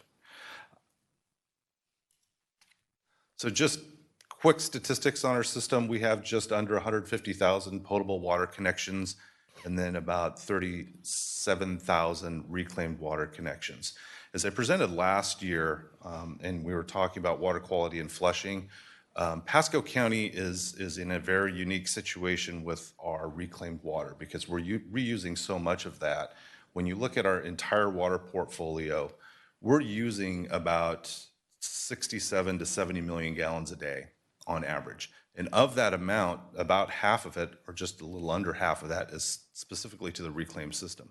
So the amount of water that you see on the daily reports from Pasco County in terms of our average draws, which could be anywhere from 35 to 40 million gallons a day, depending on the season and demands. You have to keep in mind that we also have a large demand that's behind that's not showing up on that report, even though about 95% of our water comes from the Tampa Bay water system. This graph just really shows kind of the magnitude of the growth of additional meters that we've seen in Pasco County, or the number of connections. And again, these numbers are very, very large in terms of percentage of growth. You know, as a county as a whole, we're probably seeing anywhere between 2 and 3% growth, but on the Pasco County utility system, we're seeing almost double that on the water and the sewer side, and almost 4 times that on the reclaim side. And a big part of that is because those new areas that are developing are the ones that have the best opportunity to then convert or utilize that reclaimed water, because we can install the capital projects that are needed to supply those areas at a much lower cost than say the developed areas in Pasco County. Moving on to some of the water quality issues that we have, as with all of the utilities in not only the region here, but across the nation, lead service lines. Most everybody has heard of Flint, Michigan, and the challenges that happened with that change of supply, and that issue has really brought to the forefront this issue with lead service lines in water systems. And one of the things that we've had to do, as with other utilities, is report to FDP and EPA where we believe the lead service lines are within our system. And this map really highlights what we know and what we don't know. So everything in blue is what we know in terms of basically checking that box and saying we know that we don't have lead service lines in these locations. This is primarily because those are the services that were installed after 1986, when lead service lines were prohibited for use for water service connections. The ones in gray are unknowns. And so as you can see here, we have a lot of work to do. That number of our total 150,000 connections, this represents about 40,000 connections within our system that we need to identify. And as you can see from this graphic, the majority of those are along the US 19 corridor on the west side of the county, which really corresponds to the older portions, older developed areas of Pasco County. So one of the things that we've done is we've created an app that residents can go online, type in their address, and it'll indicate whether or not we know that there is, that it's, or confirmed that it's not a lead service line, or if it's an unknown status. We have additional work that's underway to further narrow that unknown so that we can actually classify whether there's lead service lines, galvanized service lines, or other as part of our ongoing capital project.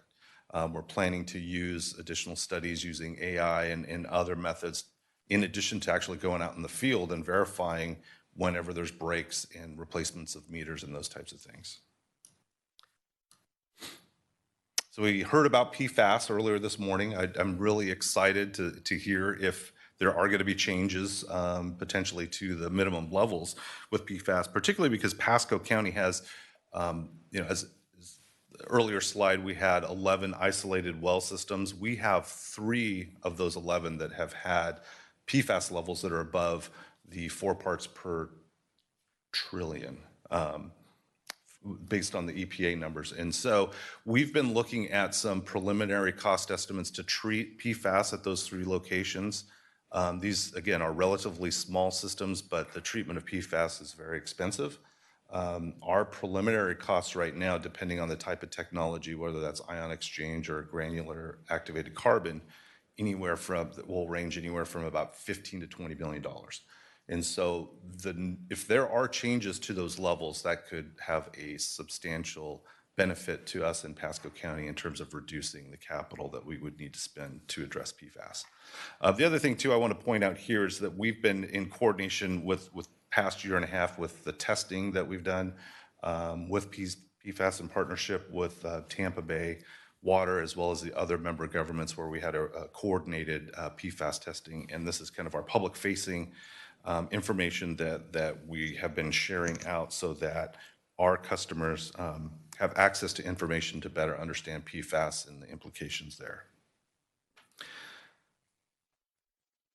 Water conservation and maintaining community coordination, input, outreach. We continue to partner with Tampa Bay Water, as well as the other member governments. One of the things that we are actively involved in is this newspaper in education. It's a insert that goes into the Tampa Bay Times once a year, just really highlighting water education and the importance for maintaining the water quality, as well as maintaining the supply of the water systems that we have here regionally because of the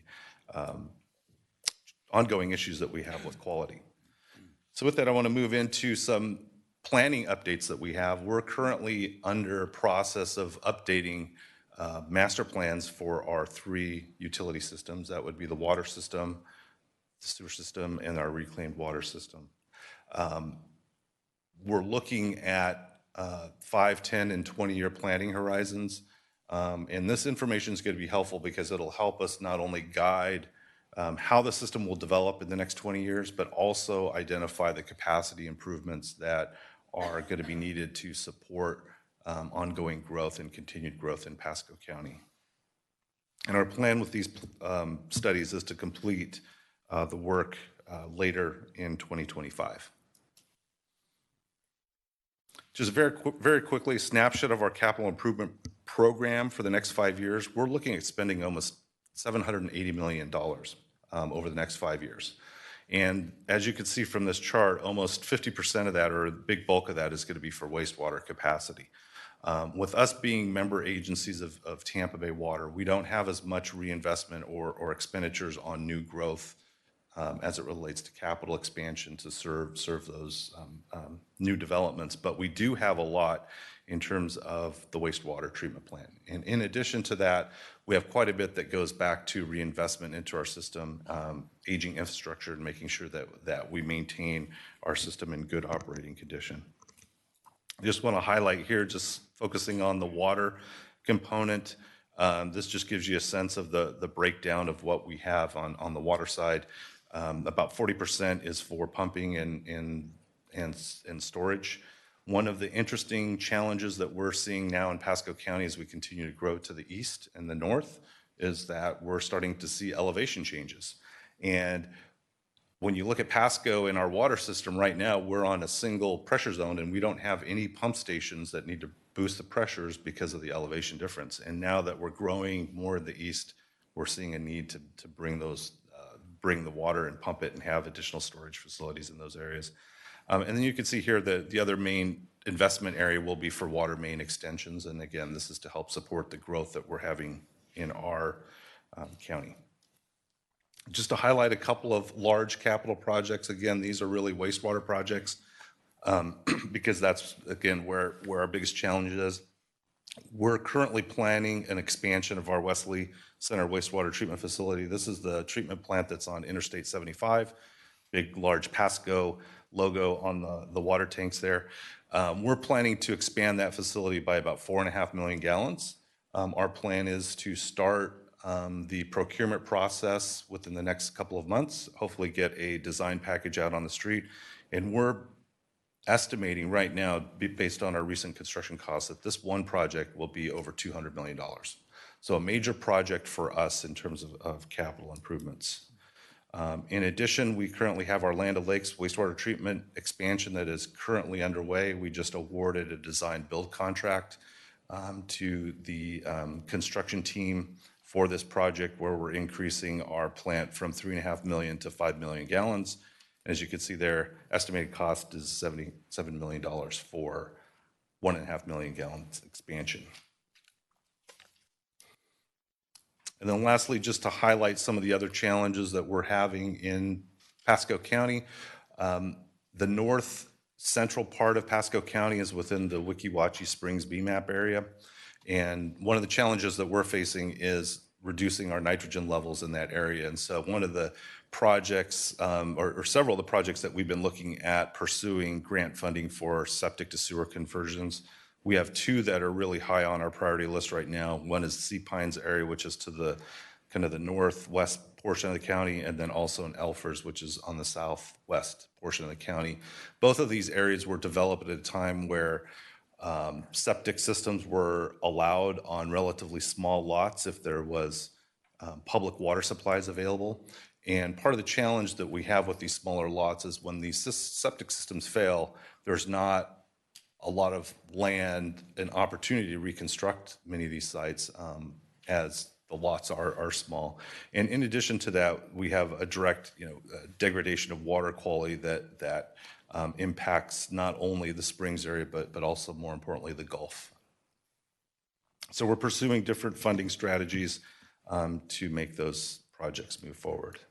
And then lastly, I just want to talk about where we're going as a county.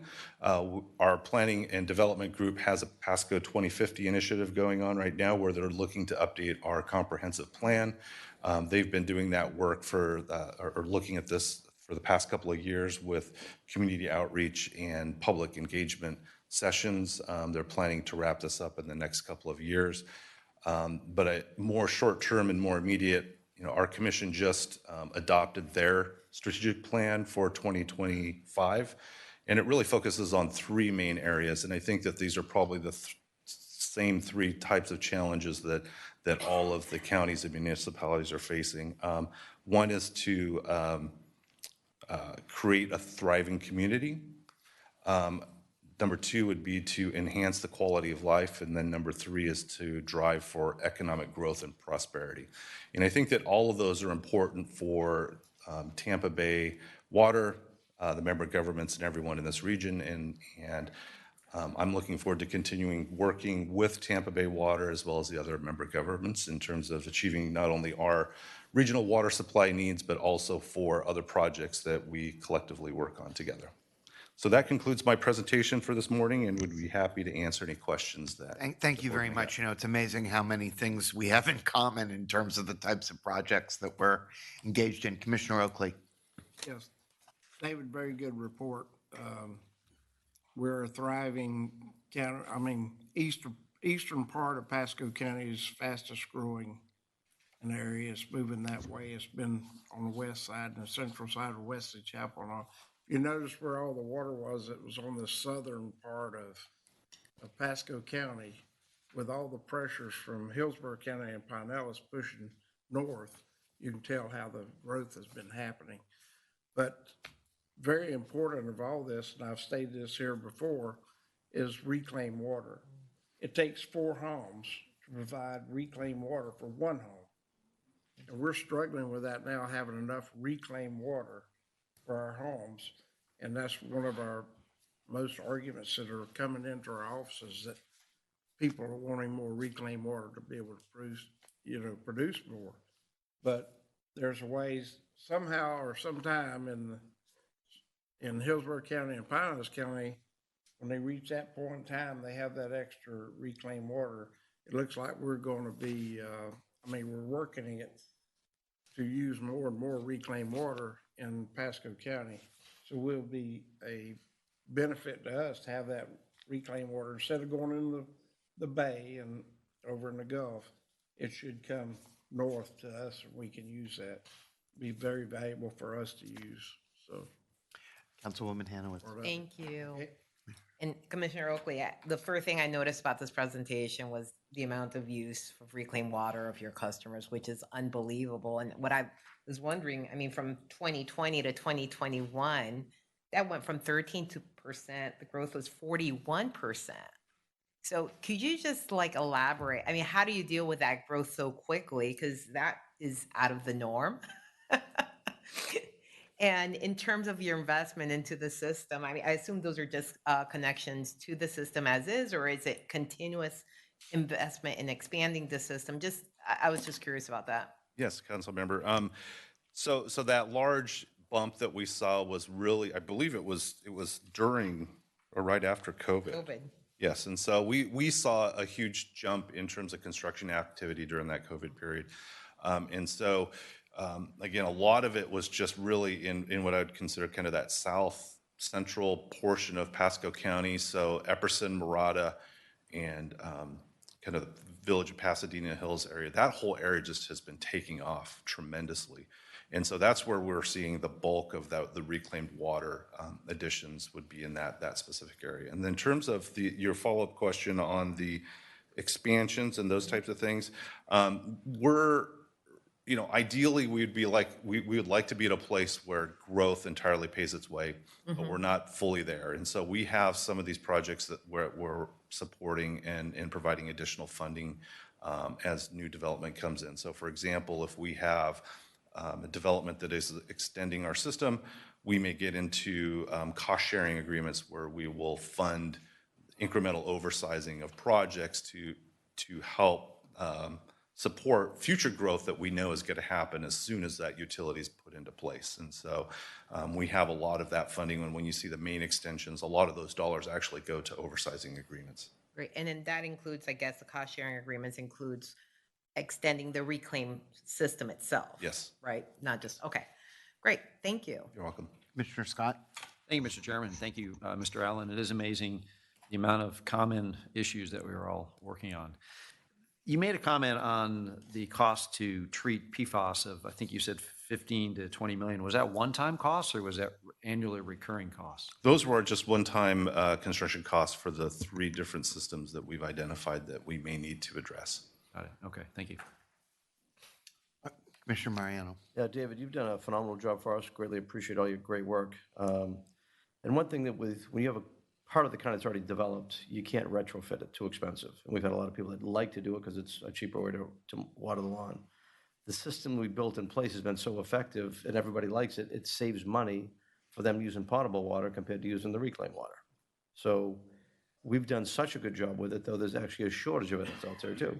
So you got to keep a balance of it, but we've made a massive infrastructure, and it's tough to like say when you should stop doing it, but right now, the more we have it in place, the better off we are for the long term anyway, depending how the growth goes.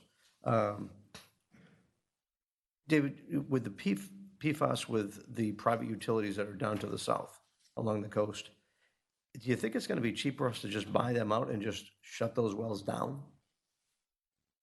All said and done? It very well may be, and I think that that's part of one of the, that's part of the kind of the regional look I think that we'll have to consider in the long run is whether or not it's more effective to potentially absorb those private utilities and supply them ourselves through Tampa Bay Water, or for them to pursue their own treatment projects. We're looking at the same type of analysis with the private well systems or the smaller isolated well systems that we currently have in Pasco County as well as a potential option. And it makes me think of the Summertree system that we had, that we actually took over the wells there. We had a couple of bad wells, one of them still running, but we actually bought them out. We bought that system over. We shut off 2 of those wells because they were bad, which I think was the right thing to do. It'd be interesting looking at for down the road. Tell me one thing. You didn't mention anything about the Newport Richey plant that we co-owned with the city. What's the process with how that's looking? I know our capacity with the wastewater treatment is higher than what it can sustain. I know we're looking to take and reclaim water out of there to move it somewhere. What's the growth area for in there? Are we looking at redoing that plant too with the city, or where do we stand? So, Commissioner Mariano, one of the things I'd mentioned, we were partners with City of Newport Richey on their wastewater treatment plant. We pay for about half of their operating expenses. And so it's 100% their facility, but we pay for half of the operations because of the service areas that we have with that facility. We've been in conversations with their staff, as well as I know that the commission and the Newport Richey City Council has been having conversations about possibility of looking at options to potentially relocate that facility further inland, just because of the vulnerability to hurricanes, those types of things. I understand that they did really well during this most recent hurricane, but I think that from an overall growth perspective and overall resiliency, I think that there's an opportunity to at least consider looking at an alternate location for that facility. And one of the things that I have been in conversations with the Public Works Director there is potentially partnering on a feasibility or scoping study to evaluate, are there sites available? If so, what would that look like in terms of a potential relocation? All right. Last question. On the map that you have for the water line service inventory, there's a little gap that's in there. It looks like it's above Newport Richey. Can you explain what's going on in that area, why we don't know what's going on there? So that would be exactly, it would be not our service area, so we would not be required to report out on that specific area. So it's in Port Richey and Newport Richey? Yes. Okay, thank you. You're welcome. Commissioner Oakley. Yes. David, and we talked about all the growth and how much growth is coming to the east side. Hadn't been that long ago that Zephyr Hills has come out with the fact they made the statement, which I think is a wrong statement. They've made the statement they were out of water, and so they slowed down their development. But in fact, they were out of cheap water. In other words, they had their own wells, but they're in a closed basin.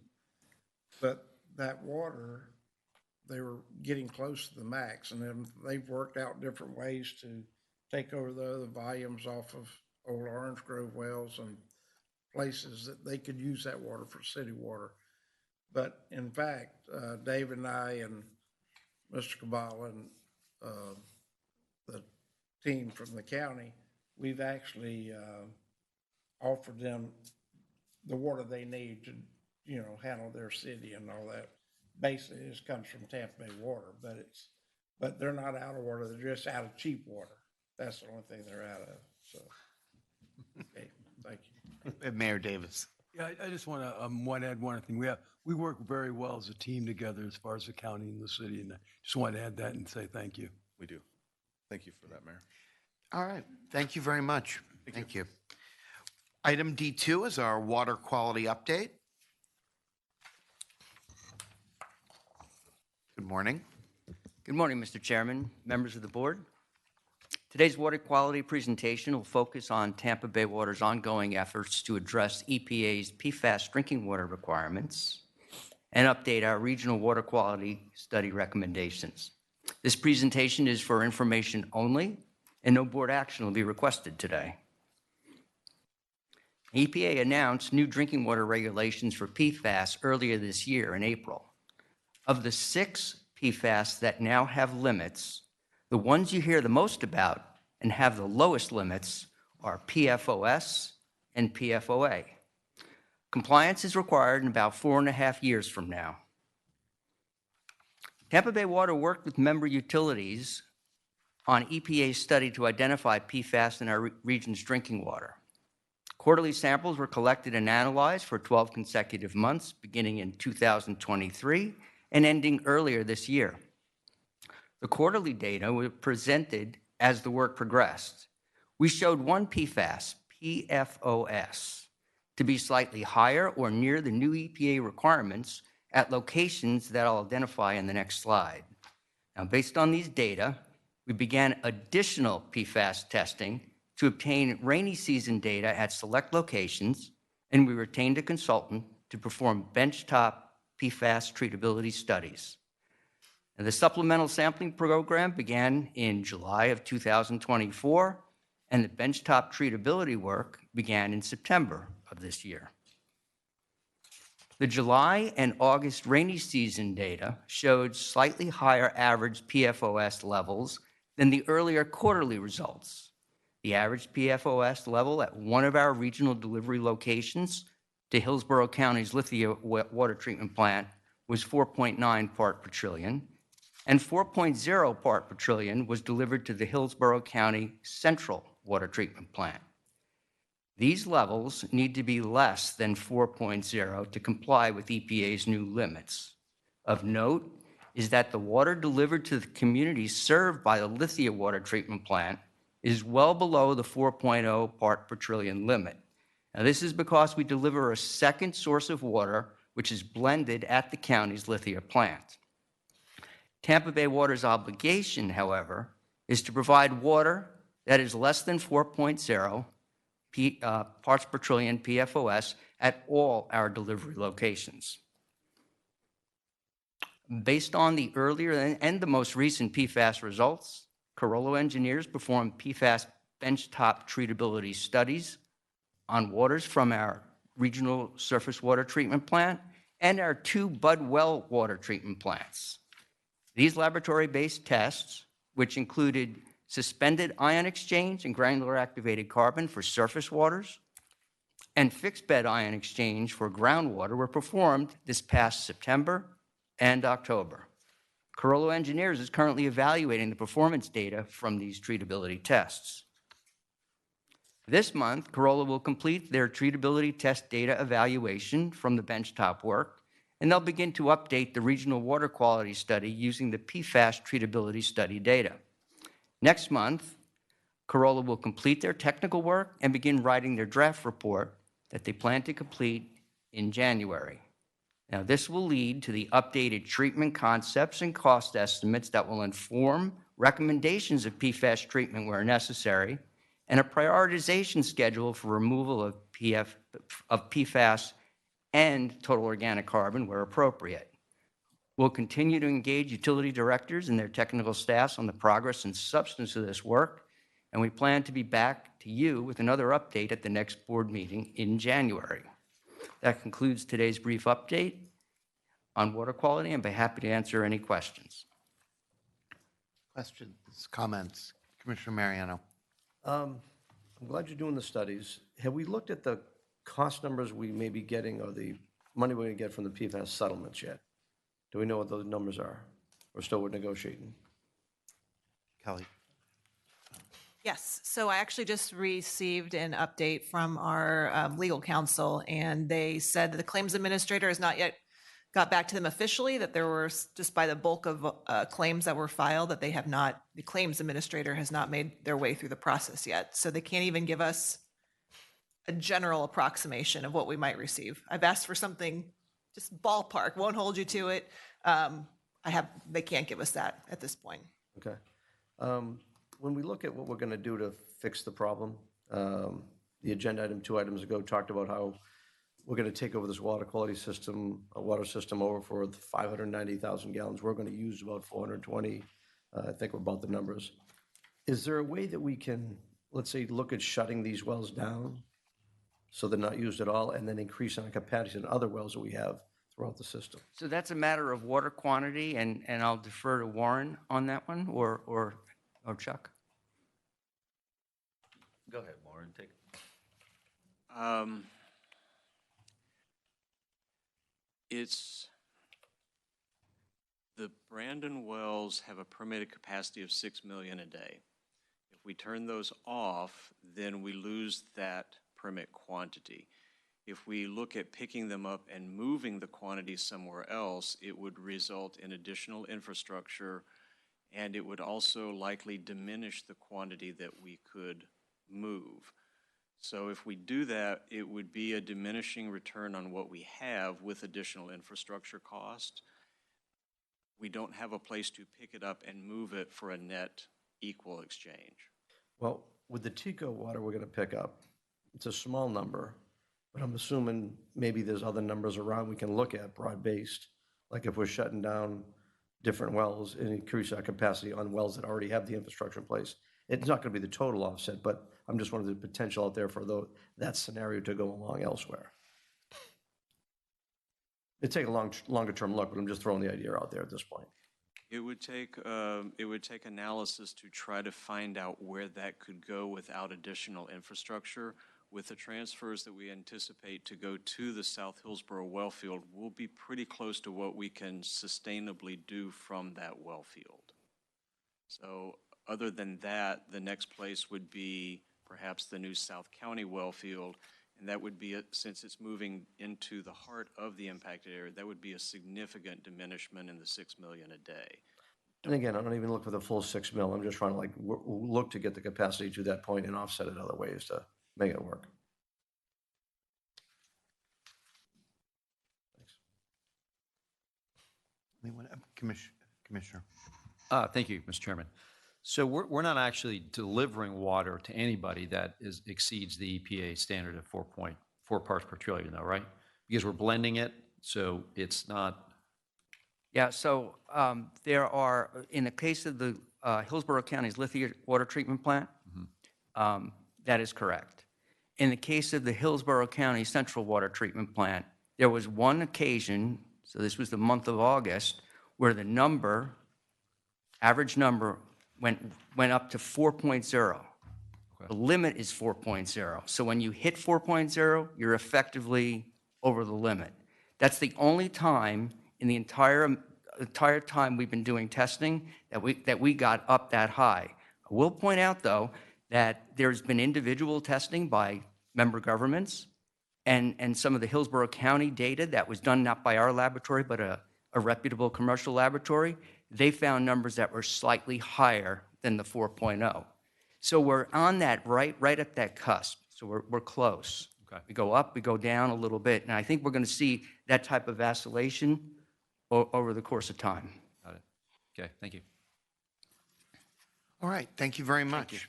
And our final item is item number D3, and that is the Capital Improvement Program Construction Update. Good morning. Good morning, Mr. Chairman and members of the board. I will be providing an update on construction projects within Tampa Bay Water. We currently have 11 projects in the construction phase, with a budgeted cost of $72.9 million. The map on the right shows the location of each project. I will be giving a brief update on the first 8 projects listed. The other 3 projects are just getting started, and the contractors are not yet totally mobilized. First up is the desalination plant reverse osmosis trench repair phase 2, which is to replace the reverse osmosis racks and the pressure vessels and to repair the concrete trenches supporting the racks. All the concrete trenches have been repaired, and the first 3 racks were rebuilt and ready to receive water in mid-October following the hurricanes. However, after the hurricanes, TECO has had difficulty starting back up and being able to provide water for the desal plant. The main issue is with TECO's communication system and us not being able to know if and when TECO was operating. Last week, U.S. Water Acciona was able to work with the Florida Department of Environmental Protection to put into place a temporary workaround to manually confirm if any TECO units were up and running. I'm happy to report that this past Saturday, the desal plant began its startup processes on the first 3 racks and is expected to be producing water before the end of the month. With the first 3 racks in service, the plant will be able to produce up to 12 million gallons per day. Work is well underway on the final 2 racks, and when they are in service at the end of December, an additional up to 8 million gallons per day can be produced. This is a photo that was taken about a week ago of the racks in place where they stand today. And here you can see the reverse osmosis membranes being installed in the new pressure vessels. And on the right is control wiring being connected to valves so they can be opened and closed remotely. We have 2 other projects related to the desal plant. The first is the intake connection improvements phase 2, which is the second of 2 projects to provide a new seawater intake at TECO's Big Bend power plant. The project installs a new pump station and a 54-inch diameter above-ground pipeline. Completion is scheduled for May of next year. The photo shows some of the underground piping in an excavation about 20 feet deep. And this photo on the left shows that deep excavation being backfilled, and on the right is the new above-ground pipeline being constructed. The desalination variable frequency drives replacement project is to be done by the contract operator U.S. Water Acciona. The drives power various pumps throughout the desal plant. 6 existing drives are being retrofitted with new internal parts, and that work was completed in October. In addition, 7 drives are being replaced. The new drives are on order and scheduled to be delivered in August of next year. The photo shows work on retrofitting one of the existing drives. The Cypress Bridge Wellfield Improvements Project is coming to a close. It replaced the pumps and motors at 10 well sites and replaced 3 standby generators. Work at the well sites is complete and all wells are now in service. And I'm happy to report the new generators were used during Hurricane Milton. The photos on this slide show some of the work that occurred during the project, the generator being set into place and a new pump and motor being installed inside a well house. Another project finishing up is the high service pump station chemical piping replacement project, which replaced the piping, storage tanks, and feed pumps for injecting 2 chemicals. Those were chlorine bleach and ammonia. All the new piping and equipment is installed and operational. Final calibration of the bleach pumps will be done when the desal plant comes online later this month. The photo shows the new ammonia piping, feed pumps, and storage tanks. And on this slide, we see new stainless steel pipe fittings being worked on, and on the right shows a new chemical injection points. The reservoir compressors replacement project replaced 3 compressors and added a 4th new compressor. The compressor pushes air through pipelines in the bottom of the reservoir that helps maintain water quality. The new compressors were installed and in operation. Remaining work is to install the final flow meters and some control points. Final completion is set for next month. Photo on the left shows one of the compressors being installed, and also on the right shows some of the new piping and the controls that were installed. Construction activity is just getting underway on the Cypress Creek Chemical Piping Replacement Project, which replaces chemical feed systems and piping for 3 chemicals: chlorine bleach, ammonia, and caustic. The contractor mobilized in late October, and completion is scheduled for May of next year. The top photo is the chemical building at Cypress Creek Water Treatment Plant where the work will be taking place. And the bottom photo shows some of the piping and chemical pumps inside the building to be removed and replaced. And in closing, I'm happy to report the Eldridge Wild Wellfield Improvements Project is starting up construction activity again.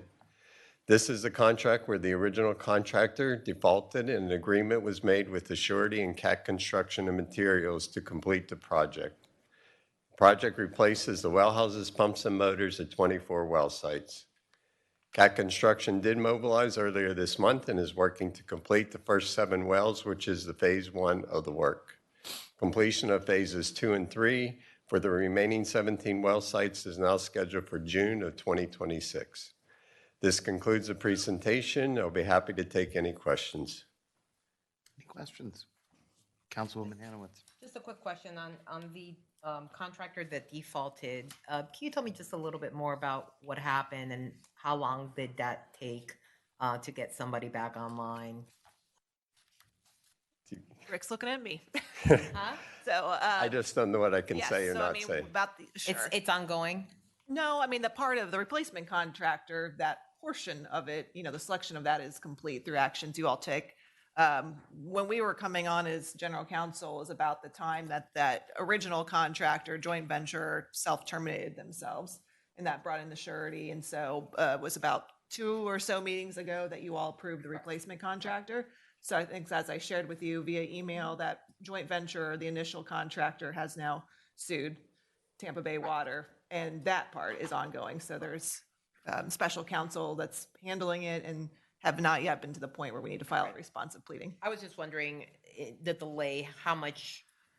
You can, yeah, the number, you calculated the date, the number of days that we were delayed. Yes, I don't recall offhand, but it's over a year that it was Over delayed. a year, okay. Yes. Right, that's what I was wondering. Okay, thank you. All right. Thank you very much.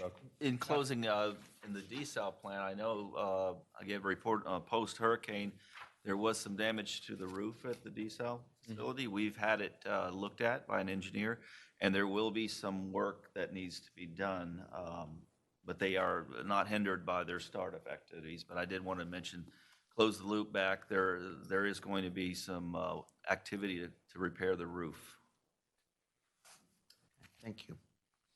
Are there any other administrative matters and old business to take up this morning? Seeing none, can we have a motion to receive and file? Second. We have a motion from Councilman Miranda, seconded by Councilwoman Hanowitz. Please record your vote. Oh, Commissioner Scott, we need your vote, please. Thank you. Mr. Chair, the motion passed unanimously. Thank you very much. This is our last meeting of the year. Our next meeting is scheduled for Monday, January 27th at 9:30 a.m. That seems like a long way away. So in the meantime, Happy New Year, everybody, and we will see you in January.